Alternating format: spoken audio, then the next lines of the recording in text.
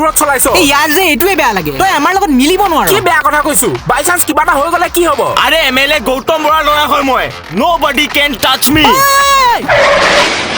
পক্ষাত ৰাজনীতিবিদ গৌতম বৰাৰ পুত্ৰৰ ওপৰত দুৰ্ঘটনাৰ অভিযোগ প্ৰমাণৰ অভাৱত নিখাৰ ভিতৰতে আৰক্ষীৰ জালৰ পৰা মুক্তি দেখ ফচুৱা গৈছে সেইদিনাখন তাত কোনো এক্সিডেণ্টে হোৱা নাছিল আমাৰ হাতত এভিডেন্স আছে এই ব্ৰ কৈছিলে নাই তোক নবডি কেন টাচ মি আৰে ডেড বডিয়ে নাইকিয়া কৰি দিলো বে ইয়াকে কয় দা পাৱাৰ অফ মানি তই আহচোন এফালে ক'ত যাও আৰে ক'ত লৈ গৈ আছ আৰে এইবোৰ ক'ত লৈ আহিছ এই ঘৰটো কাৰ হয় জাননে মই কেনেকে জানিম এই ঘৰটো সেই ল'ৰাটোৰ যাৰ ডেড বডিটো সেইদিনা তোৰ দেউতাৰ পইচাৰ মাজত ক'ৰবাত হেৰাই গ'ল